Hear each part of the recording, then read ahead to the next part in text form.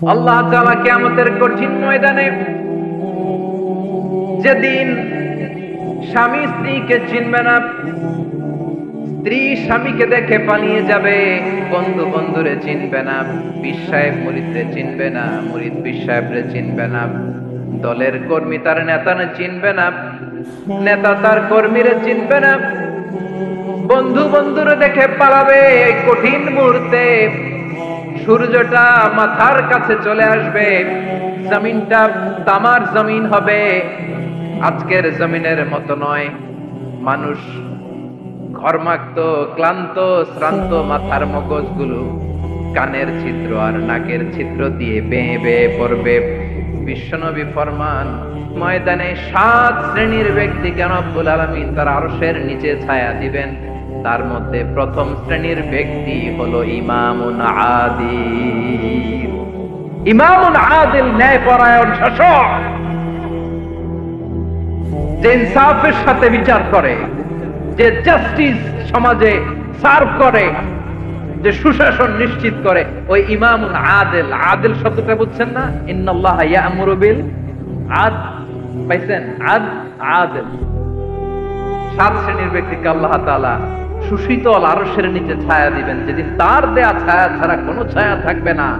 এর প্রথম হচ্ছে ইমামুন আদিল, ন্যায়পরায়ণ শাসক। চিল্লায় বলেন সুবহানাল্লাহ।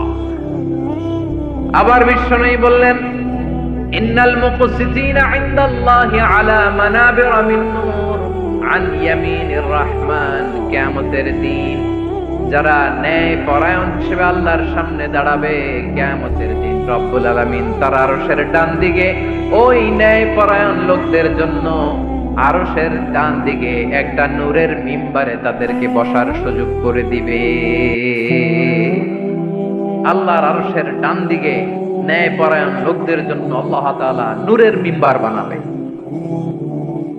4টে কেন কথা মনে করেছেন? আল আদাল, জাস্টিস। ইন্নাল্লাহা ইয়া'মুরু বিল আদল। আল্লাহ তাআলা এই আদালতের নির্দেশনা দেন, সুবিচার, সুশাসন।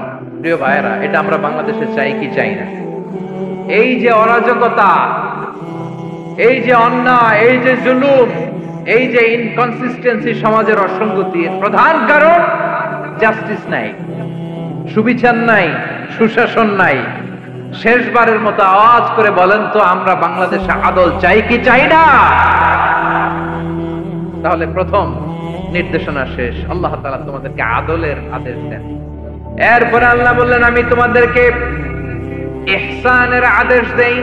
ইন্নাল্লাহা ইয়া'মুরু বিল আদলি ওয়াল ইহসান। আমি তোমাদেরকে যেমনি আদলের নির্দেশনা দেই, তেমনি ভাবে তোমাদেরকে ইহসানের নির্দেশনা দেই। ইহসান, আওয়াজ করে সবাই বলেন তো ইহসান। সবাই বলেননি, সবাই বললে এতটুকু আওয়াজ হবে আমি বিশ্বাস করি। আওয়াজ করে বলুন আল ইহসান। ইহসান মানে কারো প্রতি সফট হার্টেড হওয়া, মহানুভব হওয়া, অনুগ্রহ পরায়ণ হওয়া, অনুগ্রহশীল হওয়া, একে অপরের প্রতি দয়াদ্র হওয়া।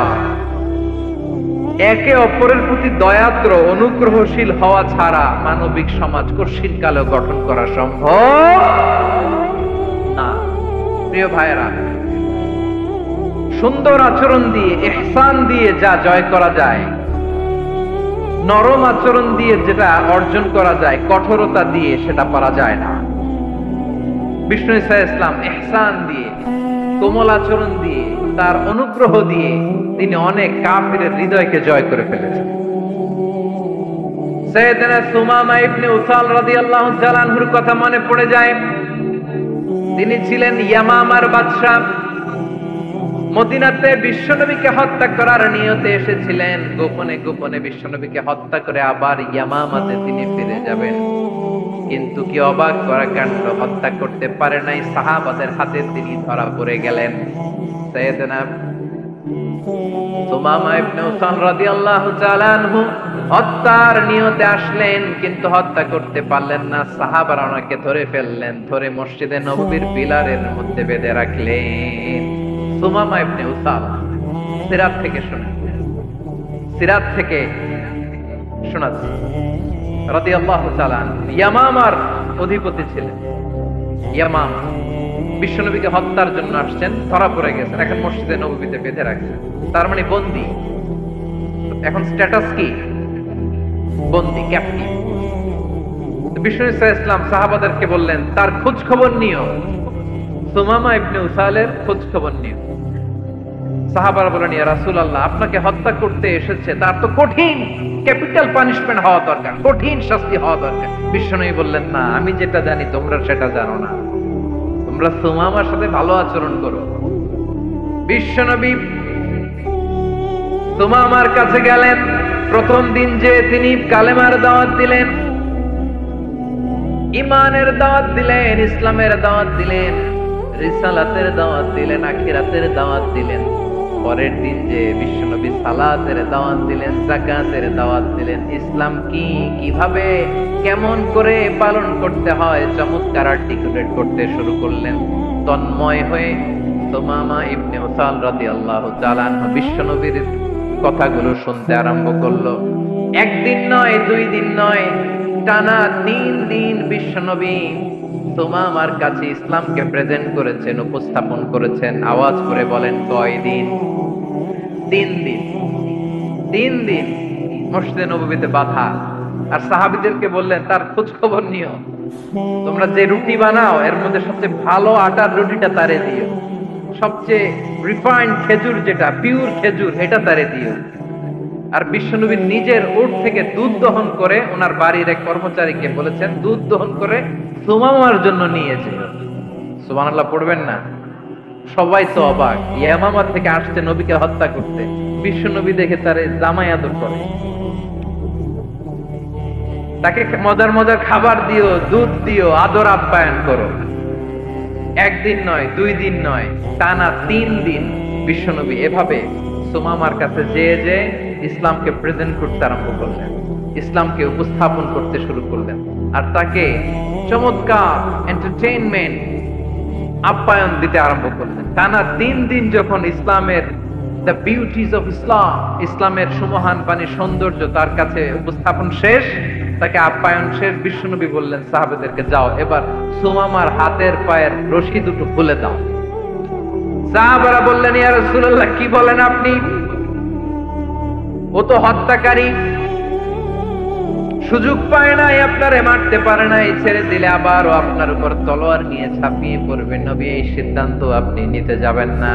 বিশ্বনবী বললেন, যেটা বলেছি সেটা করো, সুমামার রশিগুলো ছেড়ে দাও, সুমামার হাতে পায়ের রশিগুলো যে তোমরা খুলে দাও।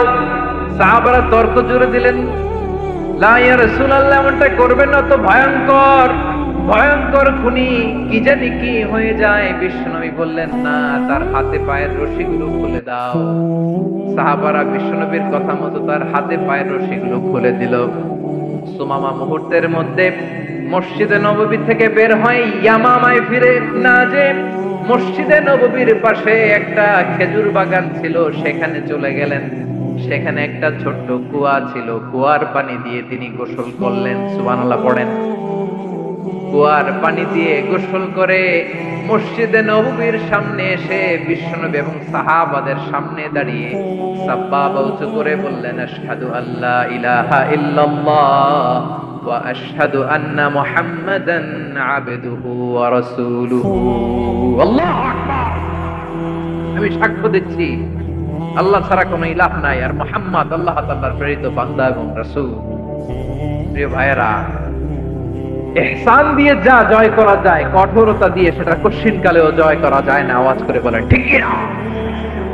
এবার সুমামা দাঁড়িয়ে বলে, ওগো নবী, আমি তো কালিমা পড়ে মুসলমান হয়ে গেলাম, এবার শোনেন, এই মুহূর্তের আগে আপনার চেহারার চাইতে নিকৃষ্ট কোনো চেহারা আমার কাছে ছিল না, কিন্তু শাহাদা পাঠ করার পরে আপনার চেহারার চাইতে উত্তম শ্রেষ্ঠ কোনো চেহারা আমার কাছে আরো নাই। ও নবী, আজকের দিনের আগে ইসলাম ধর্মের চেয়ে নিকৃষ্ট অপছন্দনীয় কোনো ধর্ম আমার কাছে ছিল না, কিন্তু এই মুহূর্ত থেকে ইসলামের চেয়ে সেরা শ্রেষ্ঠ পছন্দনীয় কোনো ধর্ম আমার কাছে নাই। নবী গো, আজকের দিনের আগে মদিনার চাইতে অপছন্দনীয় নিকৃষ্ট কোনো শহর আমার কাছে ছিল না। কিন্তু এই মুহূর্তের পর থেকে মদিনার চাইতে কোনো শ্রেষ্ঠ শহর আমার জানা নাই। সে ছিল গমের বড় ডিলার, গম বেচতো। কি বেচতো? তার গম কিনে মক্কার লোকেরা রুটি খাইতো। সে ঘোষণা দিল, আজকে থেকে মক্কাবাসীদের জন্য সব গম আমি হারাম করে দিলাম। মক্কাবাসী এখন না খেয়ে মরে। সুবহানাল্লাহ পড়বেন না? মক্কাবাসী বিশ্বনবীর কাছে আসলেন, এসে বললেন, মুহাম্মদ, আমরা তো তোমার ভাই, তোমার চাচা, তোমার ভাতিজা, তোমার আত্মীয়। তুমি সুমামারে বলো সে যেন আবার গমের সাপ্লাই মক্কার জন্য অনুমতি দিয়ে দেয়। বিশ্বনবীর অনুমতি ক্রমে সুমামা আবার মক্কাতে গম পাঠাতে শুরু করলো। পড়েন সুবহানাল্লাহ। ইহসান, ইহসান দিয়ে আপনি যেটা জয় করতে পারবেন, you can win the heart of your enemies. ইহসান দিয়ে আপনি আপনার শত্রুর হৃদয়কে জয় করতে পারবেন। আওয়াজ করে বলেন ঠিক কিনা? এজন্য আল্লাহ বললেন, ওয়া আনফিকু ফি সাবিলিল্লাহি ওয়া লা তুলকু বিআইদিকুম ইলাত তাহলুকা ওয়া আহসিনু ইন্নাল্লাহা ইউহিব্বুল মুহসিনিন। তোমরা আল্লাহর রাস্তায় দান করবে আর নিজেরা নিজেদেরকে ধ্বংসের হাতে ঠেলে দিও না। তোমরা একে অপরের প্রতি ইহসান করবে, কারণ ইহসানকারীদেরকে আল্লাহ বড় ভালোবাসে। সুবহানাল্লাহ পড়েন। আবার সূরা আর-রহমানে আল্লাহ বললেন, হাল জাযাউল ইহসানি ইল্লাল ইহসান ফাবিআইয়ি আলা, সবাই পড়েন, ফাবিআইয়ি আলাই রাব্বিকুমা তুকাযযিবান। ইহসানের প্রতিদান হিসেবে ইহসানই হয়। বিশ্বনবী সুমামার প্রতি যেমন ইহসান করেছেন, সুমামাও ঠিক তেমন ইহসান ফিরিয়ে দিয়েছে। ঠিক কিনা বলেন? তাহলে এক নম্বরে হচ্ছে আদ, ন্যায় বিচার। দুই নম্বরে সবাই বলে ইহসান, সদাচরণ। ইহসান দুই ধরনের প্রিয় ভাই, ইহসান ফিল ইবাদা, ইহসান ফিল মুআমালা। ইহসান ফিল ইবাদা হচ্ছে একাগ্র অনুভবে ইবাদতে ডুব দেওয়া, এর নাম ইবাদতের ইহসান। সুবহানাল্লাহ পড়ুন। বিশ্বনবী বলেন ইহসান মানে কি জানো নাকি? হাদিসে জিবরিলে সাইয়েদনা জিবরিল আলাইহিস সালাম বিশ্বনবীকে বললেন, আখবিরনি আনিল ইহসান। নবী আমাদেরকে বলেন ইহসান মানে কি? বিশ্বনবী বললেন, আনতা আবুদাল্লাহা কাআন্নাকা তারাহু ফাইন লাম তাকুন তারাহু ফাইন্নাহু ইয়ারাক। ইহসান মানে হলো এমন ভাবে তুমি আল্লাহর সামনে নিজেকে উজাড় করে ইবাদত করবে, তুমি ভাববে তুমি আল্লাহকে দেখতে পাচ্ছ। আর এটা যদি ভাবা তোমার জন্য কঠিন হয়ে যায়, অন্তত এতটুকু তুমি ভাববা যে আল্লাহ তোমাকে দেখতে পাচ্ছেন। ঠিক কিনা বলেন? ও আমার বীর চট্টলার ভাইয়েরা, কেউ যেটা দেখে না সেটা দেখে কে? এই বিশ্বাস হৃদয়ের মধ্যে আছে? নামাজে যখন দাঁড়ান এই ফিলিংসটা আনা যাবে? হ্যাঁ, এশার সালাত তো এখনো হয় নাই না? আলোচনা শেষে এশার সালাত এখানে অনুষ্ঠিত হবে, তাই না? আচ্ছা বলুন তো, আমরা এশার সালাত পর্যন্ত বেঁচে থাকবো এই গ্যারান্টি আছে কার কার? হাত তোলেন। কয়েকজন হাত তুলছে পেছনে, না বুঝে তুলে ফেলছে। এশা পর্যন্ত যে আমরা হায়াত পাবো কোনো গ্যারান্টি আছে? সবাই আওয়াজ করে বলেন, গ্যারান্টি আছে? গ্যারান্টি নাই। এজন্য বিষ্ণু ইসলাম বলেছে, এমন ভাবে নামাজে দাঁড়াও, ইবাদত করো, মনে করো হতে পারে এটাই আমার জীবনের শেষ নামাজ। Perform the Salah as if this is your last and final prayer। এমন ভাবে সালাতে দাঁড়াও, ভাবো হতে পারে এটাই তোমার জীবনের শেষ নামাজ। এমন ভাবে নামাজে দাঁড়াও, ভাবো এটাই শেষ নামাজ। তাহলে নামাজে একাগ্রতা বাড়ায় দিবে কে? ফলে ইবাদতের ইহসান আমাদের অর্জিত হবে। আর মুআমালাতে ইহসান হলো, বিশ্বনবী বলেন, ইন্নাল্লাহা তাবারাকা ওয়া তাআলা কাতাবাল ইহসানা আলা কুল্লি শাই, ফাইদা কাতালতুম ফাআহসিনুল কিতলা ওয়া ইযা যাবাহতুম ফাআহসিনুদ যাবহা ওয়ালিয়ুহিদ্দা আহাদুকুম শাফরাতাহু ওয়ালিয়ুরিহ যাবিহাতাহু। ইহসান দুই ধরনের। আওয়াজ করে বলতে হবে, কয় ধরনের? সবাই বলুন আওয়াজ করে, কয় ধরনের? একটা হচ্ছে ইহসান ফিল ইবাদা, ইবাদতে ইহসান। ইবাদতে ইহসান কি? একাগ্র অনুভব দিয়ে ইবাদত করা। মন প্রাণ দিয়ে ইবাদত করা। আর মুআমালাতে ইহসান কি? সব কাজে, দৈনন্দিন কাজে, কর্মে, সামাজিক অ্যাক্টিভিটিতে কোমলতা প্রদর্শন করা, অনুগ্রহের সাথে সবকিছু করা। আল্লাহ তাআলা ইন্নাল্লাহ তাবারাকা ওয়া তাআলা কাতাবাল ইহসান আলা কুল্লি শাই, তিনি সব কিছুর ব্যাপারে ইহসানকে আবশ্যক করেছেন। সবকিছু, মুমিনের সব কাজে ইহসানের পরশ থাকবে। ওয়া ইযা কাতালতুম ফাহসিনুল কিতলা, বিষ্ণু বলেন তুমি যখন কাউকে হত্যা করো ইহসানের সাথে করো। সুবহানাল্লাহ পড়বেন না? যখন হত্যা করো তখনও ইহসানের সাথে। আচ্ছা হত্যা করবো আবার ইহসান আসবে করতে করে তো মেরেই ফেলবো আমি। আল্লাহ, ও ভাই একজন খুন করেছে, খুনি, রাষ্ট্রীয় আইনে তার শাস্তি হয়েছে ডেথ পেনাল্টি, মৃত্যুদণ্ড। এখন মৃত্যুদণ্ড দেখে আপনি যেমনি মন চায় তেমনি মারবেন লোকটারে? ওর নাক কেটে ফেলতে পারবেন? ওর কান কাটতে পারবেন? ওর চোখ উপড়ে ফেলতে পারবেন আপনি? যেমন মন চায় তার অঙ্গহানি করা যাবে না, ইহসানের সাথে তাকে হত্যা করো। সুবহানাল্লাহ, this is Islam, this is the true essence of Islam. ওয়া ইযা যাবাহতুম ফাহসিনুদ যাবহা, যখন জবাই করবে তখনও ইহসানের সাথে জবাই করবে। করব জবাই, ওইখানেও নাকি ইহসান। আচ্ছা কুরবানির দিন আমরা পশুগুলোরে কি করি বলেন সবাই আওয়াজ করে? জবাই। জবাই মানে তো এটারে মেরেই ফেলতেছি, একটু পরে তো টুকরো টুকরো করে গোশতগুলো খাবো, এটারে তো খাবো, এটারে তো মেরেই ফেলবে। বিষ্ণু বলে না, জবাইয়ের মধ্যেও মুমিনের জবাইয়ের ভেতরেও ইহসানের পরশ থাকা চাই। যখন জবাই করবে প্রাণীটাকে হাত পা টাইট করে বেঁধে নাও, ছুরিটাকে শার্পেন করে নাও, ধারালো করে নাও, যাতে অল্প সময়ে জবাইটা হয়ে যায়, প্রাণীটা যাতে কম কষ্ট পায়। সুবহানাল্লাহ পড়ে। দিস ইজ কল্ড ইহসান। ইহসান আল্লাহ তাআলা যেমনি আদলের আদেশ করেছেন, ন্যায় বিচার, জাস্টিস এনশিওর করতে বলেছেন, সমাজে ইহসানের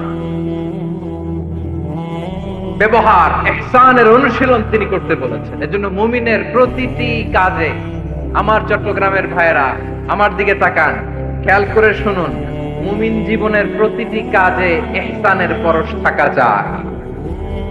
আমরা যেন আমাদের পরিবারের প্রতি ইহসান করি, আমরা যেন আমাদের কর্মচারীদের প্রতি ইহসান করি, আমরা যেন আমাদের কলিগদের প্রতি ইহসান করি, আমরা যেন আমাদের ভাইদের প্রতি ইহসান করি।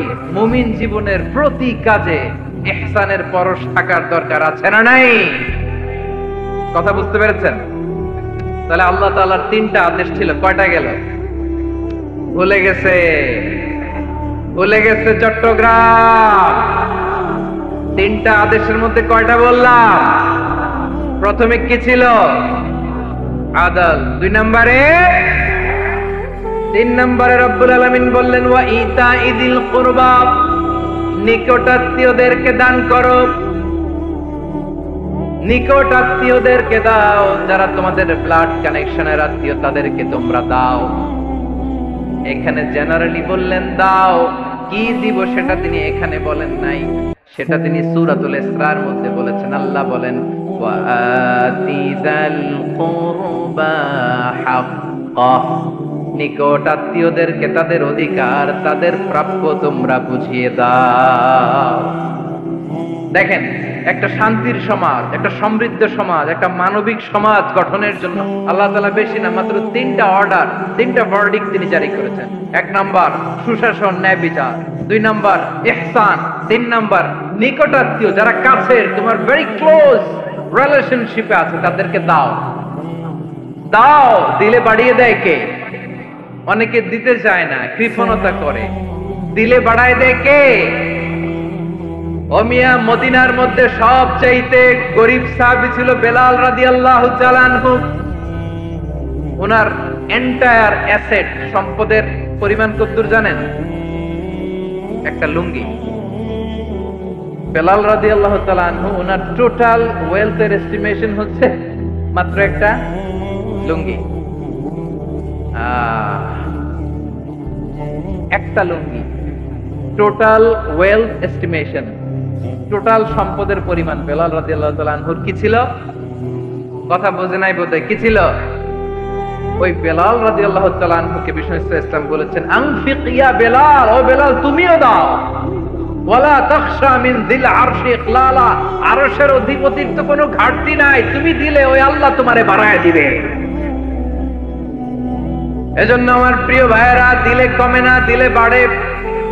অনেকে ধরে রাখে, নতুন কিছু নিতে পারে না, হাত দিয়ে যেটা ধরে রেখেছেন এটা দিয়ে দেন, বড় একটা ধরার সুযোগ পাবেন। জোরে বলেন ঠিক কিনা? ধরেন 5 কেজি ওজনের একটা ধরে রাখছেন, এখন 10, এটা না আসলে 10 কেজি ধরতে পারবেন আপনি? আচ্ছা, 10 কেজির জিনিস একটা আছে হাতে, ওইটা যদি ছেড়ে দেন তাহলে না 15 কেজি ধরতে পারবেন। কথা বলেন ঠিক কিনা? তাহলে দিলে বাড়িয়ে দেয় কে? রব্বুল আলামিন বললেন 3 নাম্বার আদেশ হলো তোমাদের প্রতি সমাজটারে কেমন করে মানবিক সমাজ, সুন্দর সমাজ গড়বা। 3 নাম্বার আদেশ হলো ওয়া আতিদাল কুরবা হাক্কা, নিকটাত্মীয়দেরকে তাদের প্রাপ্য বুঝিয়ে দাও। এই নিকটাত্মীয়দেরকে তাদের অধিকার বুঝিয়ে দেওয়া, প্রাপ্য বুঝিয়ে দেওয়াতে আমাদের গাফলতি আছে না নাই? চট্টগ্রামে নাই? মাশাআল্লাহ আছে, আছে। অনেকে দেখবেন অনেক আল্লাহওয়ালা তাহাজ্জুদ গুজার, সেজদা দিতে দিতে কপালে কালো দাগ ফেলে দিতে, সে তার বোনের হকটা আদায় করে নাই। আছে না নাই? হ্যাঁ, এখানেও আছে। সর্বনাশ। অনেক বড় হাজী সাহেব, বিশাল লম্বা দাড়ি, ছেলেরে সব দিয়ে দিছে, মেয়েরে কিছু দেয় নাই, মেয়ের হক আদায় করে নাই। আছে না নাই? এই হাজী সাহেবেরা, এই আল্লাহওয়ালারা কিয়ামতের ময়দানে আটকে যাবে। আপনি অন্যের অধিকার নষ্ট করেছেন, তাদের রাইটস কে ভায়োলেট করেছেন। এজন্য আল্লাহ তাআলা বলেন, কারো অধিকার যদি কেউ নষ্ট করে, ওই সমাজটা মানবিক সমাজ কঠিনকালেও হতে পারে না। এজন্য 3 নম্বর আল্লাহ বললেন ওয়া ইতাইদিল কুরবা, নিকটাত্মীয়দেরকে দাও। কি দিবা? তাদের অধিকার দিয়ে দাও। বোনের অধিকার বুঝিয়ে দাও, মেয়ের অধিকার বুঝিয়ে দাও, ফুফুর অধিকার বুঝিয়ে দাও। দেখবেন অনেক মায়েরা ছেলের পাতে মুরগির রান দেয়, মেয়ের পাতে দেয় মুরগির ঠ্যাং। এরকম আছে না নাই? ছেলেরা কি দেয়? মুরগির। মেয়ের পাতে কি দেয়? মেয়ের কি মুরগির রান খেতে মনে চায় না? মনে চায় না? এমনটা করা যাবে না। নিকটাত্মীয়দেরকে অধিকার দিয়ে দাও, নিকটাত্মীয়ের সাথে সুসম্পর্ক রাখো। আদেশটা কার? এজন্য প্রিয় ভাইয়েরা, জীবনে যদি বারাকা অর্জন করতে চান, নিকটাত্মীয়দের সাথে সুসম্পর্ক রাখতে হবে, তাদের জন্য উপহার পাঠাতে হবে। বিশ্বনবী বলেন লা ইয়াদখুলুল জান্নাতা কাতে, যে ব্যক্তি আত্মীয়তার সম্পর্ককে ছিন্ন করে দেয়, সে কঠিন কালেও আল্লাহর জান্নাতে ঢুকবে না। আপনি কি এটারে সহজ হাদিস মনে করছেন? এটা সহজ কথা? আপনি ভাবছেন আপনার নামাজ আপনারে বাঁচাতে পারবে, আপনার রোজা বাঁচাতে পারবে, আপনার তাহাজ্জুদ আপনারে বাঁচাতে পারবে? অধিকার নষ্ট করলে কিছুই আপনারে বাঁচাতে পারবে। এজন্য নিকট আত্মীয়দেরকে দিতে হবে বেশি বেশি। বিশ্বনবী বলেন ইন্না সাদাকাতা আলাল মিসকিনি সাদাকা ওয়া আলা যির রাহিমি ইসনাতান সাদাকাতুন ওয়া সালা। মিসকিনরে দান করলে শুধু দানের সওয়াব হয়, নিকট আত্মীয়কে দান করলে 2টার সওয়াব হয়। সাদাকার সওয়াব হয়, আবার আত্মীয়তার বন্ধন অটুট রাখার সওয়াব হয়ে যায়। আবার বিশ্বনবী বললেন মান সাররাহু আইয়ুবসাতা লাহু ফি রিজকিহি ওয়া ইউনসা লাহু ফি আসারিহি ফালইয়াসিল রাহিমা, যে ব্যক্তি তার রিজিকের প্রশস্ততা চায় আর হায়াতে বরকত চায়, সে যেন তার আত্মীয়ের সাথে সুসম্পর্ক রাখে। আমার প্রিয় চট্টলার ভাইয়েরা, আমাদের রিজিক বাড়ুক, এটা আমরা চাই কি চাই না? সবাই চান? হ্যাঁ, আমাদের রিজিকে প্রশস্ততা আসুক, চাই কি চাই না? আমাদের হায়াতে বরকত আসুক, আমরা চাই কি চাই না? এই 2টা যদি চান, তাহলে নিকট আত্মীয়দের সাথে সুসম্পর্ক রাখবেন, পারবেন? তাহলে সমাজটারে মানবিক সমাজ বানায় দিবে কে? 3টা আদেশ চলে গেল। কয়টা? আওয়াজ করে বলেন। 1 নম্বরে কি ছিল? 2 নম্বরে, 3 নম্বরে নিকট আত্মীয়দেরকে দান। আপনাদের কি আরো শোনার আগ্রহ আছে? আপনাদের মনোযোগ আছে না গেছে? কষ্ট হচ্ছে না? মাশাআল্লাহ, ফাহশা। তাকবীর পড়ুন, লিল্লাহি তাকবীর।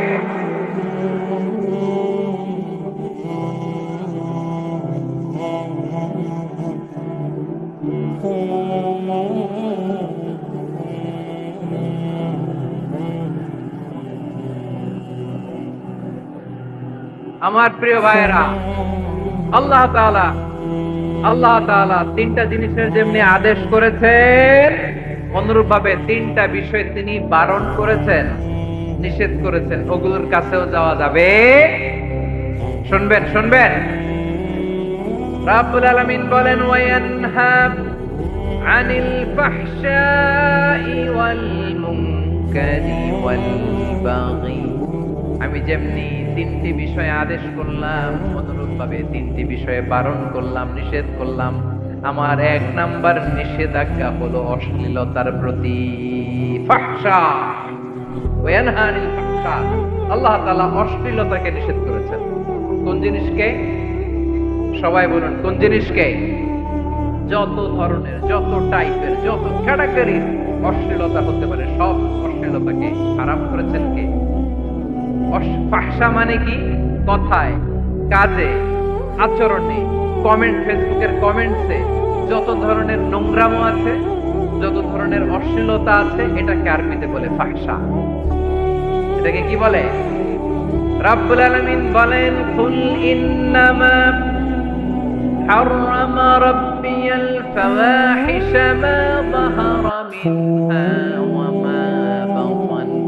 ও নবী, আপনি বলে দেন, আমার রব প্রকাশ্য, অপ্রকাশ্য, স্পষ্ট কিংবা অস্পষ্ট, দৃশ্যমান কিংবা অদৃশ্যমান সব অশ্লীলতাকে হারাম করেছেন। সব ধরনের অশ্লীলতা হারাম, সব ধরনের। আল্লাহ তাআলা আমাদেরকে অশ্লীলতা থেকে বাঁচান, অশ্লীলতা থেকে তিনি আমাদেরকে হেফাজত করুক। পড়েন আমিন। এবার বলেন, আমাদের সমাজে অশ্লীলতা আছে না নাই? চট্টগ্রামে নাই? আমি কই নাই, ওনারা বলে আছে। আমি সামহাও বাঁচায়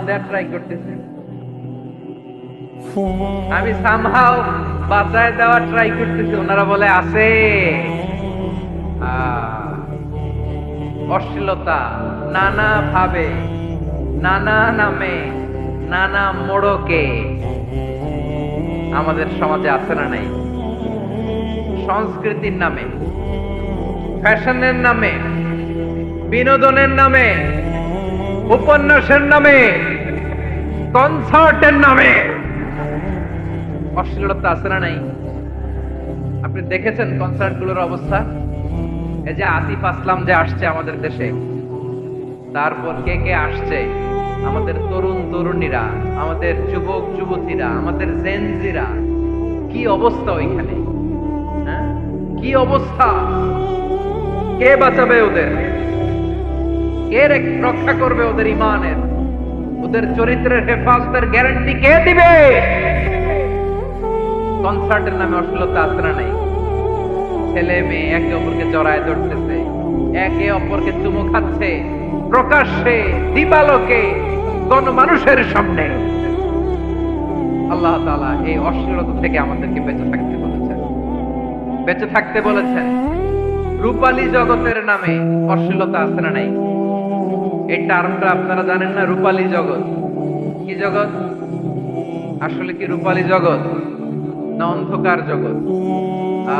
আমার বোনেরা, আপনাদেরকে যে কি বলে তারা বুঝায়, রূপালী জগৎ শুনেই আপনি ভরকে যাবেন না।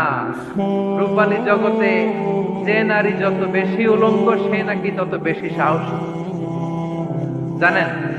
বলে এটা একটা সাহসী নারী, খুব সাহসী পদক্ষেপ তার। যত বেশি শরীর থেকে কাপড় নামাতে পারবে, যত বেশি বস্ত্রহীন হয়ে নিজেকে প্রেজেন্ট করতে পারবে, সে নাকি তত বেশি সাহসী। আমার চট্টলার ভাইয়েরা, শয়তানের প্রথমে এজেন্ডা ছিল বনি আদমকে বস্ত্রহীন করা। সে আদম এবং হাওয়া আলাইহিস সালামকে নিষিদ্ধ গাছের ফল খাইয়ে তাদেরকে বস্ত্রহীন করেছে। এই জামিনেও সে আমাদেরকে বস্ত্রহীন করতে চাইবে। এই রূপালী জগতের নামে তারা এটা করে। আমার প্রিয় বোনেরা, আপনি জানেন না আপনার দাম কত? ওরা আপনাদেরকে বিজ্ঞাপনের সস্তা পণ্য বানাতে চায়, ওরা আপনাদেরকে ওদের ভোগের লিপসার টুলস বানাতে চায়, ওরা আপনাদেরকে দিয়ে ওদের খায়েশ পূরণ করতে চায়। এটা আপনাদের জন্য মোটেও ডিগনিটি নয়, এটা আপনাদের জন্য সম্মান নয়। আপনার সম্মান শালীনতায়, আপনার সম্মান হেজাবে, আপনার সম্মান ভদ্রতায়, আপনার সম্মান আপনার ডিসেন্ট পোশাকে। পোশাক বলে দেয় এই নারীটা ভদ্র না অভদ্র, পোশাক বলে দেয় এই মেয়েটা কোন ঘরের মেয়ে। আওয়াজ করে বলেন ঠিক কিনা? আপনি জানেন না আপনারা সস্তা পণ্য বানায়, ভোগের পণ্য, বিলবোর্ডে আপনাকে উলঙ্গ করে উপস্থাপন করে। এই অশ্লীলতার সাথে ইসলামের কোন সম্পর্ক। এজন্য আল্লাহ বলেন আমি অশ্লীলতাকে হারাম করেছি। অশ্লীলতাকে হারাম করার প্রথম কারণ হলো এর মাধ্যমে মানবতাকে অপমানিত করা হয়। কারণ মানুষের সম্মান মানুষের পোশাকে। মানুষ যখন পোশাকহীন হয়ে যায়, বস্ত্রহীন হয়ে যায়, তার সম্মান কমে যায়, ঠিক কিনা? অশ্লীলতাকে হারাম করার প্রথম কারণ হচ্ছে মানুষ মানুষকে অপমান করে। একটা নারী, সে তো সম্মানিত, নারী যে কত সম্মানিত নারীরা এটা বুঝেই নাই।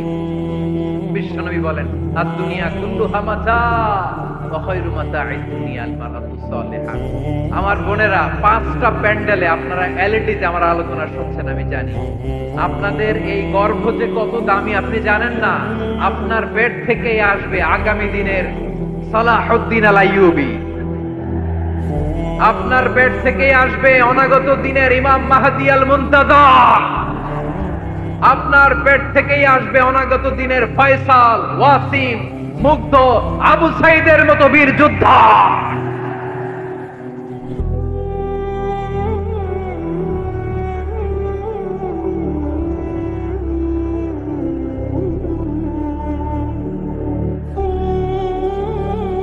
আমার প্রিয় বোনেরা, আমার প্রিয় বোনেরা, বিশ্বনবীর কথার ওজন খেয়াল করেন। আদ-দুনিয়া কুল্লুহা মাতা ওয়া খায়রু মাতা'id দুনিয়াল মারাতুস সালিহা। দুনিয়ার সবকিছুই অ্যাসেট, এর মধ্যে সবচেয়ে দামি অ্যাসেট নেককার নারী। আপনার গর্ভ যে কত দামি আপনি জানেন না। নিজের সময়টাকে কাজে লাগান, কোরআন পড়েন, সুন্নাহ পড়েন। আপনার অনেক দায়িত্ব ঘরে। You are the MD of your family. একটা family it's a very big institution. পরিবার একটা অনেক বড় প্রতিষ্ঠান। And you are the MD of your institution. আপনি এই পরিবারের MD, managing director of your family. এখানে আপনার কত দায়িত্ব। আপনি ছেলে মেয়েদেরকে তারবিয়া করবেন, আপনি আপনার স্বামীর জন্য ঘরটার জান্নাতের নীর বানাবেন, আপনার জন্য জান্নাতের ডুপ্লেক্স বাড়ি ওইখানে তৈরি করে রাখবে কে? আপনি যে কত দামি আপনি জানেন না। নারীদেরকে আল্লাহ বানিয়েছেন উচ্চতর করে, নিম্নতর নয়। নারীদেরকে ছোট্ট জিনিস দিলে এটারে বড় করে দেয়। নারীদেরকে ভ্রূণ দিলে, শুক্রাণু দিলে নারী এটারে বাচ্চা হিসেবে উপহার দেয়, ঠিক কিনা? বিয়ের মাধ্যমে স্বামী যখন তার শুক্রাণু তার স্ত্রীকে উপহার দেয়, স্ত্রী রিটার্নে কি উপহার দেয়? ফুল ফর্ম বেবি, মানব সন্তান। দেখছেন, আপনি দিলেন একটু, উনি দিতে বিশাল। আপনি যদি নারীকে বাজার এনে দেন, নারী এটাকে সুস্বাদু খাবারে রূপান্তর করে দেয়। আপনি তাকে একটা মুচকি হাসি দিয়ে দেন, সে তার কলিজা দিয়ে দেয়। কিন্তু যদি আপনি তার মনে কষ্ট দেন, সে আপনার জীবনকে জাহান্নাম বানায়া দেয়। খবর আছে, নারীর মন বুঝতে পারলে নেয়ামত, বুঝতে না পারলে কিয়ামত, ঠিক কিনা বলে? কত দামি আপনি জানেন না, জানেন না আপনি কত দামি, অনেক দামি আপনি। আপনাদেরকে যেন ভোগের সস্তা পণ্য বানাতে না পারে, আপনাদেরকে সচেতন থাকতে হবে, সজাগ থাকতে হবে, কনসার্ন থাকতে হবে। শয়তানের ওই হাতছানির দিকে আর নজর দেওয়া যাবে না। তাহলে কেন আল্লাহ তাআলা এই ফাহশা অশ্লীলতাকে হারাম করলেন? 1 নাম্বার, এতে হিউম্যান ডিগনিটি কমে। 2 নাম্বার, এতে মানুষের অধিকার নষ্ট হয়। আপনি বিয়ে করেছেন, এরে পরকিয়া করেন, ওর সাথে এরকম আছে না নাই? স্ত্রীর অধিকার নষ্ট করেছেন, আপনি বিবাহ সম্পর্কে আবদ্ধ হয়েছেন তার সাথে, আপনি পরকিয়া করেন ওই ছেলের সাথে, আপনি আপনার হাজবেন্ডের সাথে বিট্রে করেছেন। এজন্য আল্লাহ অশ্লীলতাকে হারাম। অশ্লীলতাকে হারাম করার আরেকটা কারণ হচ্ছে আল্লাহ তাআলা এই হিউম্যান জেনারেশনকে এটাকে প্রিজার্ভ করতে চায়। হিফজুন নাসল, এটা মাকাসিদুশ শরিয়ার অনেক গুরুত্বপূর্ণ একটা মাকাসিদ, অনেক গুরুত্বপূর্ণ। আপনার নাসল, আপনার জেনারেশনকে সংরক্ষণ করা। এই যে আসতেছে ফেব্রুয়ারি, কত ফেব্রুয়ারি জানো? এটা কি বিশ্ব ভালোবাসা দিবস? হ্যাঁ, কি দিবস? এই বিশ্ব ভালোবাসা দিবসের সাথে মুসলমানদের কোনো সম্পর্ক নাই। আমার প্রিয় ভাইরা, এই যে আপনি অবৈধ সম্পর্কে জড়ালেন, কেন আল্লাহ অশ্লীলতাকে হারাম করেছে দেখেন। বলতেছিলাম যে এটা আপনার নাসল, আপনার জেনারেশন, আপনার লিনিয়েজ, আপনার বংশকে প্রিজার্ভ করা। কে কার বাবা, কে কার মা, বাবা মা জানা, প্রজন্মকে প্রিজার্ভ করা, এটা ইসলাম ওয়াজিব করে দিয়েছে। এই যে অবৈধ সম্পর্কের কারণে, বিশ্ব বেহায়া দিবসের কারণে, এগুলোর আউটকাম আউটপুট হিসেবে মাঝে মাঝে ঢাকা মেডিকেলের ডাস্টবিনে নবজাতকের বাচ্চার কান্নার আওয়াজ শুনতে পাওয়া যায়। চট্টগ্রাম মেডিকেলের ডাস্টবিনে নবজাতকের কান্না শুনতে পাওয়া যায়। বীর চট্টলার মুসলমানেরা বুঝতে পারলে আওয়াজ করে বলেন, এই যে চট্টগ্রাম মেডিকেলের যে নবজাতকটা পাওয়া গেল, ওর বাবাকে আমাকে বলেন, ওর বাবাকে, ওর মাকে, ও কোন ফ্যামিলির সন্তান কেউ জানে? আপনি হিউম্যান ডিগনিটিকে অপমান করেছেন না? আপনি তার ভবিষ্যৎকে অন্ধকার করেছেন না? আপনি তার লিনিয়েজকে প্রশ্নবিদ্ধ করে দিয়েছেন না? এই জন্য আল্লাহ তাআলা অশ্লীলতাকে আমাদের জন্য হারাম করে দিয়েছেন। পড়েন সুবহানাল্লাহ। এই জন্য রব্বুল আলামিন বলেন, কুল ইন্নামা حرم ربي الفواحش ما ظهر منها وما بطن। প্রকাশ্য অপ্রকাশ্য সব অশ্লীলতাকে হারাম ঘোষণা করে দিয়েছে কে? আবার দুনিয়ার বুকে যারা অশ্লীলতার প্রসার করে তাদের জন্য শাস্তি মজুদ রেখেছে কে? রব্বুল আলামিন বলেন, ইন্নাল্লাযীনা ইউহিব্বুনা আন তাশিআল ফাহিশাতু ফিল্লাযীনা আমানু লাহুম আযাবুন আলীমুন ফিদ দুনিয়া ওয়াল আখিরাতি ওয়াল্লাহু ইয়া'লামু ওয়া আনতুম লা তা'লামুন। নিশ্চয়ই যারা বিশ্বাসীদের মাঝে অশ্লীলতার প্রচার প্রসার করতে চায় তাদের জন্য আমি মর্মন্তুদ শাস্তি প্রস্তুত করে রেখেছি, দুনিয়াতেও রেখেছি, আখিরাতেও রেখেছি। ঘোষণাটা কার? যারা এই নাটকের নামে, সিনেমার নামে, রূপালী জগতের নামে, মুভির নামে, ওটিটি প্ল্যাটফর্মের নামে আমার সমাজে অশ্লীলতা ছড়াতে চায় তাদের জন্য কঠিন মর্মন্তুদ শাস্তি মজুদ রেখে দিয়েছে কে? ও আমার বোনেরা, এখনো আপনি জাগবেন না? এখনো আপনার চিন্তার দুয়ারে এখনো নাড়া পড়ে নাই? ওরা আপনাকে উলঙ্গ বানাতে চায়, ওরা আপনাকে আইটেম গার্ল বানাতে চায়। এজন্য ইসলাম অশ্লীলতাকে হারাম হারাম। ইসলাম বলেছে যোজন যোজন দূরে থাকো। ওরা বলে না, কাছে আসো, কাছে আসার গল্প, ক্লোজ আপ ওয়ান, কাছে আসার গল্প আছে না? নাই? চট্টগ্রামে তো এগুলো নাই মাশাআল্লাহ। হ্যাঁ, এখানেও আছে ক্লোজ আপ ওয়ান, কাছে আসার গল্প। আল্লাহ বলেন, ওয়ালা তাকরাবুজ জিনা, কাছেও এসো না, জিনা থেকে যোজন যোজন কিলো দূরে থাকো। ওরা বলে কাছে আসার গল্প। আমার বীর চট্টলার ভাইয়েরা, কাছে আসতে হলে আমরা কোরআনের কাছে আসব, কাছে আসতে হলে নবীর কাছে আসব, কাছে আসার গল্প হবে আমার রবের কাছে আসার গল্প। চিল্লায় বলো ঠিক কিনা?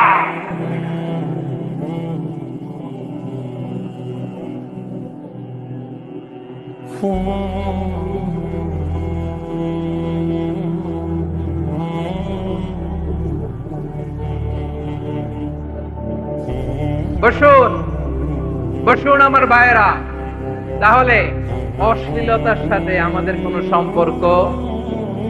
সবাই বলতে পারেননি, আওয়াজ করে বলুন, অশ্লীলতার সাথে আমাদের কোনো সম্পর্ক? আমরা এই সমস্ত ক্লোজ আপ ওয়ান, কাছে আসার গল্পের প্রোগ্রামে যাব? আমরা কোন ধরনের অশ্লীল কন্টেন্ট সোশ্যাল মিডিয়ায়, টিভিতে দেখব? কি যুগ যে আমরা কাটাচ্ছি আপনি কল্পনা করতে পারবেন না। পর্ন ইন্ডাস্ট্রি, নারী পুরুষের বস্ত্রহীন যুগল দৃশ্য, এটাকে দিয়ে ওরা কোটি ডলারের ইন্ডাস্ট্রি বানিয়েছে। পুরো মানব ইতিহাসে এরকম জঘন্য সময় মানব ইতিহাস পার করে পর্ন, এটা ইন্ডাস্ট্রি হয়ে গেছে। আমাদের এই যুবকগুলো, জেনজিগুলো, ওদের চরিত্র বাঁচাবে কি করে? কেমন করে হেফাজত করবে ওদের এই মূল্যবান চরিত্র? আমার প্রিয় ভাইরা, এই অশ্লীলতার দ্য লেটেস্ট ভার্সন হচ্ছে LGBTQ, শরীফ থেকে শরীফা। শুনছেন আপনারা? দেখতে পুরুষ, আসলেই পুরুষ, সুস্থ একজন পুরুষ, 4 সন্তানের বাবা, বলে আমি মনে মনে নারী। দেখতে নারী, সুস্থ নারী, আসলেই সে দিব্যি একজন নারী, বলে আমি মনে মনে পুরুষ। সবচেয়ে ভয়ঙ্কর অশ্লীলতার সবচাইতে লেটেস্ট ভার্সন হচ্ছে এই ট্রান্সজেন্ডারিজম। সুস্থ পুরুষ তার বায়োলজিক্যাল গ্রোথকে হরমোন দিয়ে স্টপ করে দিয়ে সে সার্জারি করে নারী হতে চায়, সুস্থ নারী পুরুষ হতে চায়। পুরুষ পুরুষের প্রতি সেক্সুয়ালি আকর্ষণ বোধ করে, এটা লূত আলাইহিস সালামের কওমের মধ্যে ছিল। এটাকেও আল্লাহ কোরআনে ফাহিশা বলেছেন। ওয়ালুতান ইয قال لقومه أتأتون الفاحشة ما سبقكم بها من أحد من العالمين। লূত আলাইহিস সালাম বললেন, তোমরা কি এমন এক অশ্লীল কার্যক্রমে ডুব দিলে নাকি যেটা গোটা বিশ্বের কেউ কখনো করে নাই, তোমরাই প্রথম করেছো? পড়েন নাউযুবিল্লাহ। এই পশ্চিমের এই রোগ আমার দেশে যেন আসতে না পারে, আমাদের সজাগ থাকতে হবে। প্রিয় ভাইরা, চিল্লায় বলেন ঠিক কি না? পশ্চিমের অবস্থা ভয়ঙ্কর। পাশ্চাত্যে, আমি যুক্তরাষ্ট্রে ছিলাম অনেকদিন, কয়েক মাস, বিভিন্ন স্টেটে ঘুরেছি। গার্ডিয়ানরা উদ্বিগ্ন, ছেলে মেয়েদেরকে, ছোট্ট ছেলে মেয়ে, ওদেরকে জিজ্ঞেস করে, তুমি how do you feel right now inside yourself? তুমি ভিতরে ভিতরে কেমন ফিল করো? তোমার কি ছেলে ছেলে লাগে না মেয়ে মেয়ে লাগে? আচ্ছা বলেন, এই ছোট্ট বাচ্চাটাও কি এগুলো জেন্ডার অ্যাসাইনমেন্ট বলতে এগুলো কিছু বুঝে? এইভাবে মিসগাইড করা হয়।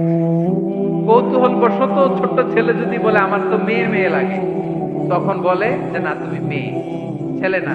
মা বাবা বাধা দিলে ওকে আলাদা গভর্নমেন্ট হাউসে নিয়ে যাবে। ভয়ঙ্করতম অবস্থা। আমরা একটা সময় শুনতাম, হুজুর আমার ছেলেটা খুব ভালো, হাফেজে কোরআন, আল্লাহওয়ালা। হুজুর আমার ছেলে দাড়ি রাখছে, আল্লাহওয়ালা। হুজুর আমার ছেলে 5 ওয়াক্ত সালাত জামাতের সাথে পড়ে, তার মানে আল্লাহওয়ালা। পশ্চিমে যে আমি কি শুনছি জানেন? ওরা বলে হুজুর আমার ছেলেটা ইউনিভার্সিটির একটা মেয়ের সাথে প্রেম করে, ও খুব আল্লাহওয়ালা, হুজুর দোয়া করবেন। এর কারণ ওদের কাছে আল্লাহওয়ালার ক্রাইটেরিয়া হচ্ছে, হুজুর আমার ছেলেটা আরেক ছেলের পছন্দ করে নাই, আমার মেয়েটা আরেক মেয়েকে ভালোবাসে নাই, এজন্য আমার ছেলেটা আল্লাহওয়ালা, হুজুর ওর জন্য একটু দোয়া করে দিয়েন।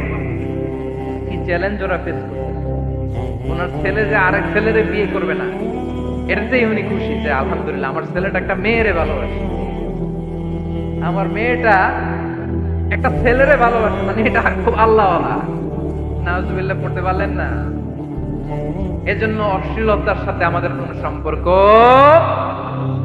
রব্বুল আলামিন বলেন, ওয়ায়ানহা আনিল ফাহশাই ওয়াল মুনকারি ওয়াল বাগি। 3টা জিনিসকে আমি নিষিদ্ধ করলাম। 1 নাম্বার হলো ফাহশা, অশ্লীলতা। 2 নম্বরে হলো মুনকারের সমস্ত মন্দ কাজ। আপনাদের মনোযোগ আছে? না শেষ করে দিব? আর 2 মিনিট শুনবেন? আচ্ছা বলি তাহলে, আর 2 মিনিট। তাহলে নিষেধাজ্ঞা জারি করেছেন 3টা জিনিসের উপর। 1 নাম্বার কি? ফাহশা, অশ্লীলতা। 2 নাম্বার মুনকার। মুনকার মানে হচ্ছে যত মন্দ কাজ, খারাপ কাজ, বাজে কাজ, এটার বলে মুনকার। এটার কি বলে? আপনারা পড়ছেন না, তা'মুরুনা বিল মা'রুফি ওয়া তানহাউনা আনিল মুনকার। ভালো কাজের আদেশ, সৎ কাজের আদেশ, অসৎ কাজের নিষেধ। মুনকার, মুনকার হচ্ছে মানুষের স্বাভাবিক বিবেক বোধ যেটাকে খারাপ বলে, ওইটাই মুনকার। পৃথিবীর সব আসমানি গ্রন্থ যেটাকে খারাপ বলেছে, মানুষের স্বাভাবিক বিবেক বোধ যেটাকে খারাপ করেছে, কিন্তু সব মুনকার। যেমন ইফতিজি, এটা কি ভালো না খারাপ? মজুদদারি, খাদ্যে ভেজাল দেওয়া, ওজনে কম দেওয়া, মাছে ফরমালিন মেশানো, চাঁদাবাজি, টেন্ডারবাজি, দখলবাজি, এগুলো আমাদের স্বাভাবিক বিবেকেই বলে এগুলো খারাপ, এগুলো হচ্ছে মুনকার। আল্লাহ তাআলা এই মুনকার থেকে আমাদেরকে বেঁচে থাকতে বলেন, আর শয়তান এই মুনকারের প্রতি আমাদের উদ্বুদ্ধ করে। আল্লাহ তাআলা বললেন, ইয়া আইয়ুহাল্লাযীনা আমানু লা তাত্তাবি'উ খুতুওয়াতিশ শাইতান ফামান ইয়াত্তাবি' খুতুওয়াতিশ শাইতানি ফাইন্নাহু ইয়া'মুরু বিল ফাহশাই ওয়াল মুনকার। আল্লাহ বললেন, আমার গোলামেরা শোনো শোনো, ও আমার বিশ্বাসী বান্দারা খবরদার, তোমরা কশিনকালেও শয়তানের পদাঙ্ক অনুসরণ করবে না, কারণ শয়তান তোমাদেরকে অশ্লীলতা এবং মন্দ কাজের দিকে উদ্বুদ্ধ করে। আমাদের কাজ হচ্ছে শয়তান আমাদেরকে যেদিকে নিতে চায় আমরা তার উল্টা দিকে যাব, ঠিক কিনা বলে? শয়তান এই মন্দ কাজকে আমাদের কাছে বিউটিফাই করে, চাকচিক্যময় করে আমাদের সামনে উপস্থাপন করে। এজন্য আল্লাহ বলেন, মুনকারকে থামাতে হবে, মুনকার প্রতিরোধ করতে হবে। মুনকার প্রতিরোধের দায়িত্ব শুধু আমাদের নাকি? শুধু আপনার খতিব সাহেবের, ইমাম সাহেবের, নাকি মুসলিম উম্মার সবার? আওয়াজ করে বলুন, মুনকার অসৎ কাজ প্রতিরোধের দায়িত্ব কার? রাব্বুল আলামিন বলেন, কুনতুম খায়রা উম্মাতিন উখরিজাত লিন-নাসি তা'মুরুনা বিল মা'রুফি ওয়া তানহাউনা আনিল মুনকার। তোমাদেরকে শ্রেষ্ঠ জাতি করে জমিনের মধ্যে আবির্ভূত করা হয়েছে, যাতে করে তোমরা জমিনের ভেতরে সৎ কাজের আদেশ করতে পারো আর অসৎ কাজের নিষেধ করতে পারো। উম্মাহ কুনতুম খায়রা, তাহলে গোটা উম্মার দায়িত্ব, এটা বুঝতে পারছেন তো? আচ্ছা, আরো নিচে আসেন। এরপরে আল্লাহ বললেন, শুধু উম্মাহ না, এই জমিনের রাজত্ব আমি যাদের হাতে দেই, এই জমিনের মালিক আমি যাদেরকে বানিয়ে দেই, যাদেরকে আমি সরকারের দায়িত্ব দেই, তাদেরকেও মুনকারের প্রতিরোধের দায়িত্ব দিয়েছে কে? আল্লাহ বলেন, যারা ক্ষমতার মসনদে বসেছে তাদেরকে 4 দফা কর্মসূচি আমি আল্লাহ দিলাম। আওয়াজ করে বলেন, কয় দফা? আল্লাহ বললেন, আল্লাযীনা ইম্মাক্কান্নাহুম ফিল আরদি আকামুস সালাতা ওয়া আতাউস যাকাতা ওয়া আমারু বিল মা'রুফি ওয়া নাহাউ আনিল মুনকার ওয়া লিল্লাহি আকিবাতুল উমুর। যারা এই জমিনের উত্তরাধিকার হয়েছে তারা 4 দফা কর্মসূচি নিয়ে সামনে আগাবা। সালাত কায়েম করবা, যাকাত আদায় করবা, সৎ কাজের আদেশ দিবা, অসৎ কাজ থেকে মুনকার প্রতিরোধ করবা। আদেশটা কার? আমার প্রিয় চট্টলার ভাইয়েরা, পুরো উম্মার দায়িত্ব মুনকার প্রতিরোধ করা, সরকার প্রধানের দায়িত্ব মুনকার প্রতিরোধ করা। এরপর আল্লাহ বলেন, প্রতিটা ফ্যামিলির যিনি প্রধান সিইও বাবা, প্রত্যেক বাবারও দায়িত্ব এই মুনকার প্রতিরোধ করা। আওয়াজ করে বলেন, ঠিক কিনা? যেমনটি সাইয়েদনা লোকমান আলাইহিস সালাম ওনার কলিজার টুকরা সন্তানকে আদেশ করেছেন, ইয়া বুনাইয়া আকিমিস সালাতা ওয়া'মুর বিল মা'রুফি ওয়ানহা আনিল মুনকার। পড়েন সুবহানাল্লাহ। বাবা ছেলেকে সবক দিচ্ছে। কে সবক দিচ্ছে? কাকে? লোকমান আলাইহিস সালাম ছেলেকে বলতেছে, ওরে আমার কলিজার টুকরা সন্তান, ওরে আমার বাছা, নামাজ কায়েম করবা, সৎ কাজের আদেশ দিবা, আর মুনকার প্রতিরোধ করবা, অসৎ কাজ সমাজ থেকে খারাপ কাজকে ছেটে বিদায় করে দিবা। তাহলে দেখেন আমি স্টেপ বাই স্টেপ নামবো। পুরা উম্মার দায়িত্ব, জমিনের উত্তরাধিকারী আল্লাহ যাদেরকে বানিয়েছেন সরকার, তাদের দায়িত্ব, প্রতিটি ফ্যামিলির প্রধানের দায়িত্ব, এরপরে বিশ্বনবী বলেন সচেতন প্রতিটি মুসলিমের দায়িত্ব সমাজ থেকে মুনকারকে উৎখাত করা। বিশ্বনবী বলেছেন মান রাআ মিনকুম মুনকারান ফালিয়ুগাইয়িরহু বিয়াদিহি ফাইন লাম ইয়াস্তাতি ফাবিলিসানিহি ওয়া ইন লাম ইয়াস্তাতি ফাবিকলবিহি ওয়া যালিকা আযআফুল ঈমান। সমাজে যে মুনকার দেখবে, খারাপ কাজ দেখবে, সে যেন হাত দিয়ে সেটাকে থামায়। কি দিয়ে? আপনাদের তো হাত নাই না? হাত আছে, হাত আছে। ওরা যেই হাত দিয়ে অন্যায় করে ওইটা প্রতিরোধের জন্য আমাদেরও হাত আছে না নাই? থামাতে হবে, থামাতে হবে।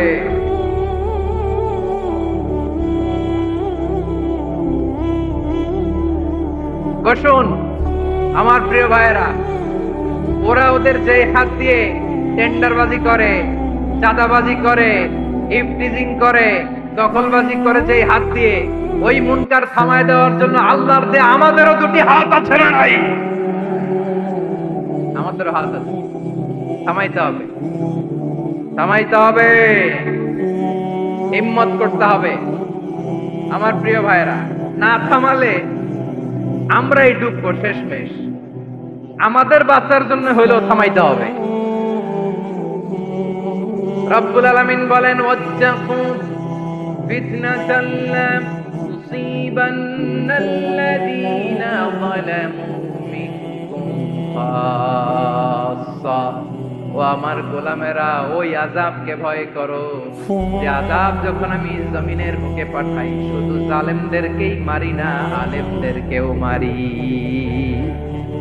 আযাব যখন আসে তখন শুধু জালিমই মরে না, আলেমও মরে। জানেন মুসা আলাইহিস সালামের পায়ে একবার একটা লাল পোকা কামড় দিয়েছে, লাল পিঁপড়া। লাল পিঁপড়া কামড় দিলে খুব আরাম লাগে না? কি লাগে? হ্যাঁ, জলে না? লাল একটা পিঁপড়া কামড় দিছে, তো উনি রেগে মেগে পাশি দেখে লাল পিঁপড়ার বাসা পা দিয়ে ডলে মুছে সবগুলো পিঁপড়া মেরে ফেলছে। এই ঘটনাটা আল্লাহ ঘটিয়েছেন, এর জন্য মুসা আলাইহিস সালাম ছিলেন কালিমুল্লাহ, সরাসরি আল্লাহর সাথে কথা বলতেন। তিনি আল্লাহকে জিজ্ঞেস করেছিলেন, আল্লাহ তুমি যখন কোন জনপদে আযাব পাঠাও, শাস্তি দাও, ওখানকার শুধু জালেমরাই তো মরে না, ভালো মানুষগুলাও মরে, তো আযাব দিবা মুশরিকদের উপর দিবা, অবাধ্যদের উপর দিবা, ভালো মানুষগুলারে মারো কেন? আল্লাহ বললেন মুসা, তোমার যে কামড় দিছিল পায়ের মধ্যে পিঁপড়া, কয়টা পিঁপড়া? জোরে বলেন। একটা পিঁপড়া, তো সবগুলারে মারলা কেন? রেগে মেগে পুরো পিঁপড়ার বাসা ভেঙে ম্যাসাকার করলা কেন? এই মুসা, আমি যখন অ্যাকশনে যাই, আমি যখন শাস্তি দেই, তখন এত বাস বিচার করা হয় না, বাস বিচার করা যায় না। যখন অ্যাকশনে যাওয়া হয় ওইটা ডাইরেক্ট অ্যাকশন হয়ে যায়। চিল্লায় বলো ঠিক কিনা? এজন্য আমাদের বাঁচার জন্য হলে ওই পাপ থামাতে হবে, এই শয়তানের অট্টহাসি থামাতে হবে, অন্যায় অপরাধ সমাজ থেকে আমাদের থামাতে হবে। কারণ আযাব আসলে ওরাও মরবে, আমরাও মরব। একটা জাহাজ 2 তলা, আপনি আছেন 2য় তলায়। শুনতেছেন? শুনতেছেন? জাহাজ কয় তলা? আপনি কোন তলায়? 2য় তলায়।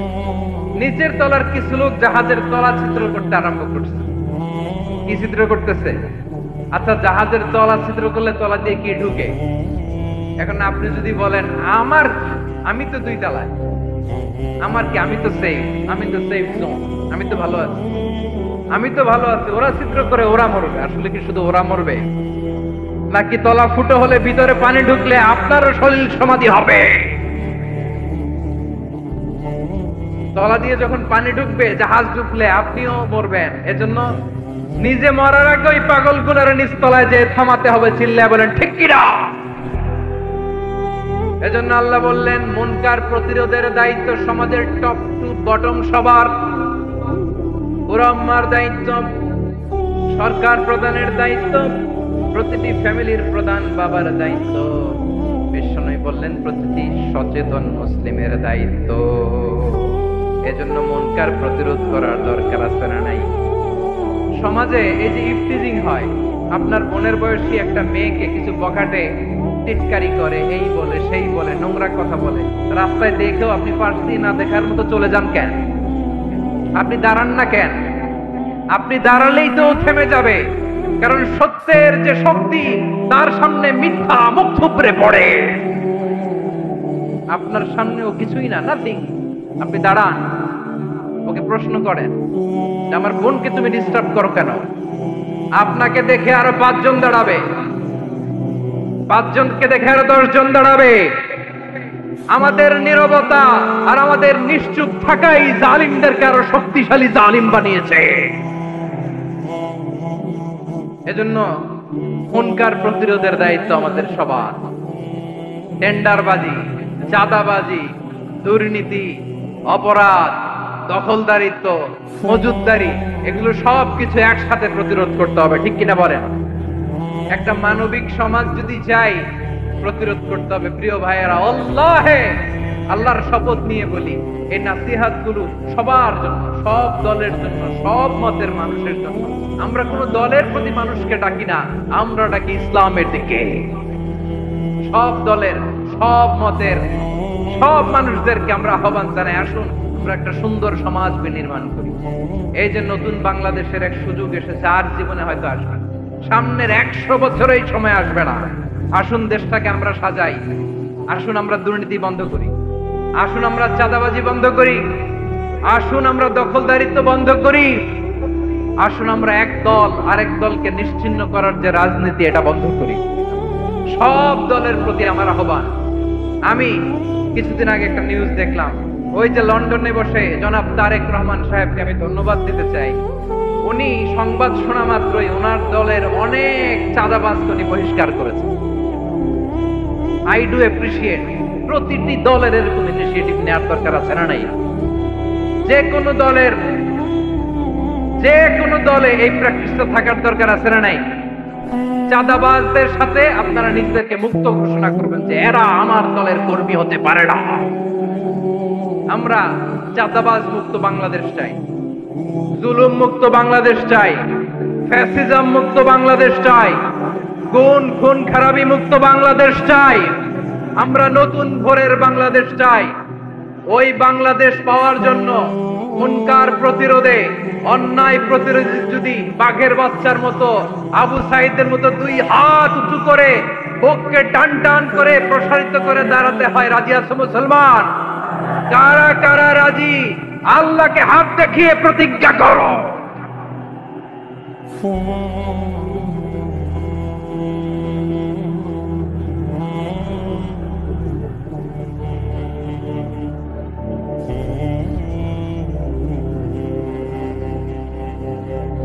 আমার প্রিয় ভাইয়েরা, বসুন বসুন আমার ভাইয়েরা। রাব্বুল আলামিন বলেন, ওয়ায়ানহা আনিল ফাহশাই ওয়াল মুনকারি ওয়াল বাগি ইয়াইদুকুম লাআল্লাকুম তাযাক্কারুন। বসুন। আল্লাহ বললেন, আমি অশ্লীলতাকে নিষেধ করি, আমি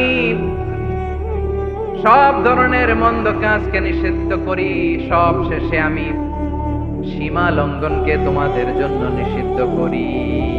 আলোচনা মনে আছে তো? না ভুলে গেছেন? নিষিদ্ধ করেছেন কয়টা জিনিস? 1 নম্বরে অশ্লীলতা, 2 নম্বরে মুনকার তথা সব মন্দ কাজ, 3 নম্বরে আল বাগি, সীমা লঙ্ঘন, ক্রসিং দ্য লিমিট। সীমা লঙ্ঘন করা ভালো না। We all should know our limits. চিল্লায় বলেন ঠিক কিনা? একই আয়াতে আল্লাহ বললেন, কুল ইন্নামা হাররামা রাব্বিয়াল ফাওয়াহিশা মা যাহারা মিনহা ওয়া মা বাতানা ওয়াল ইসমা ওয়াল বাগিয়া বিগাইরিল হক। অন্যায় ভাবে যে অবাধ্য হয়, যে সীমা লঙ্ঘন করে, তাদেরকেও আমি এটা হারাম করে দিলাম। সীমা লঙ্ঘন করা হারাম, সীমা লঙ্ঘন করা হারাম। আল্লাহ বারবার বারবার আমাদেরকে ওয়ার্নিং দেয়। যখন আমরা থামি না তখন আল্লাহ ধরে, আর যখন ধরে তখন ছাড়ে না। ধরে ধরে ধরে না, ধরলে আল্লাহ। ফেরাউনকে কিন্তু হুট করে ধরে নাই, আপনারা জানেন 9 বার ওয়ার্নিং দিয়েছে। ফেরাউনকে আল্লাহ তাআলা ওয়ার্নিং দিয়েছিল কয়বার? বীর চট্টলার বীর সেনানীরা আওয়াজ করে বলেন, ফেরাউনকে ধরার আগে ওয়ার্নিং দেয়া হয়েছিল কয়টা? রব্বুল আলামিন বলেন, ওয়ালাকাদ আতাইনা মূসা 9 আয়াতিন বাইয়িনাত, 9টা মুজিজা দেখিয়েছি। 1 2 3 বারবার এইভাবে রিমাইন্ডার, ওইভাবে রিমাইন্ডার, এইভাবে নসিহত, ওইভাবে দাওয়া। ফাকুলা লাহু কওলান লাইয়িনা, নরম করে বলো, সফট করে বলো, যত ওয়ে হতে পারে দাওয়া মেথডোলজি। মুসা আলাইহিস সালামের সব অ্যাপ্লাই শেষ। 10ম বারে যে আল্লাহ ধরছে, 10ম বারে যে ধরেছে। এজন্য আল্লাহ বলেন, আমি সীমা লঙ্ঘনকে পছন্দ করি না। কোরআনের অন্য আয়াতে বাগীকে বলা হয়েছে আল ইতিদা, সীমা লঙ্ঘন যারা করে তাদেরকে আল্লাহ বলেছেন মুতাদিন। ওয়াকাতিলু ফি সাবিলিল্লাহিল্লাযীনা ইউকাতিলুনাকুম ওয়া লা তা'তাদু ইন্নাল্লাহা লা ইউহিব্বুল মু'তাদিন। আমি সীমা লঙ্ঘনকারীদেরকে এখন শীতকালেও পছন্দ করি না। আমরা যেন সীমা লঙ্ঘন না করি, রাজি আছেন তো? যে কোনো ক্ষেত্রে ইবাদতে যেন সীমা লঙ্ঘন না করি। অনেকে আমরা ইবাদতে সীমা লঙ্ঘন করে ফেলি। বিশ্বনবী সাল্লাল্লাহু আলাইহি ওয়াসাল্লাম যেটা শিখিয়েছেন এর বাইরে যে অতিরিক্ত বুজুর্গ হতে চায়, এরকম আছে না নাই? করা যাবে না, কোনো ক্ষেত্রেই সীমা লঙ্ঘন করা যাবে, এমনকি যুদ্ধ ক্ষেত্রেও না। বিশ্বনবী সাল্লাল্লাহু আলাইহি ওয়াসাল্লাম বলেন, খবরদার যুদ্ধ ক্ষেত্রেও সীমা লঙ্ঘন করো না। কি সুন্দর ইসলাম আমরা পেয়েছি। বিশ্বনবী বলেন, খবরদার যুদ্ধের ময়দানে কোনো নারীর গায়ে হাত তোলো না, কোনো শিশুর গায়ে হাত তোলো না, কোনো গবাদি পশু হত্যা করো না, কোনো শস্য ক্ষেত্র ধ্বংস করো না, ইবাদতরত অন্য ধর্মের কোনো সন্ন্যাসীর গায়ে হাত তোলো না। বলেন সুবহানাল্লাহ। তাহলে আমরা সীমা লঙ্ঘন করতে পারবো। প্রিয় ভাইরা, একটা সুখী, সমৃদ্ধ, শান্তির সমাজ, মানবিক সমাজ যদি আমরা গঠন করতে চাই, আমাদের আল্লাহর দেয়া কয়টা আদেশ মানতে হবে বলেন দেখি? সবাই বলেন কয়টা? আর বেঁচে থাকতে হবে কয়টা জিনিস থেকে? আওয়াজ করে বলেন কয়টা? আচ্ছা, আদেশ নাম্বার 1 কি ছিল বলেন? আল্লাহর আদেশ কি? 1 নাম্বার আদাল, ন্যায়পরায়ণতা। আমরা সুবিচার, সুশাসন, ন্যায় বিচার চাই কি চাই না? 2 নম্বরে কি ছিল? মাশাআল্লাহ, আওয়াজ করে বলেন 2 নম্বরে কি ছিল? ইহসান। আমরা যেন সবার প্রতি দয়া পরবশ হই, ইহসান করি। 3 নম্বরে কি ছিল? নিকটাত্মীয়দের দান করা, তাদের অধিকার প্রাপ্য বুঝিয়ে দেওয়া। পাশাপাশি 3টা জিনিস থেকে আল্লাহ বারণ করেছেন, নিষেধ করেছেন। তার প্রথমটা ফাহশা, অশ্লীলতা। অশ্লীলতার সাথে আমাদের কোনো সম্পর্ক। আজকের এই ঐতিহাসিক চট্টগ্রামের প্যারেড ময়দান থেকে আমরা যত ধরনের মা তাহারা মিনহা মা বাতান, প্রকাশ্য অপ্রকাশ্য, দৃশ্যমান অদৃশ্যমান, সব অশ্লীলতা থেকে নিজেদেরকে মুক্ত ঘোষণা করলাম। অশ্লীলতাকে আমরা না বলে দিলাম। আওয়াজ করে সবাই বলুন নো।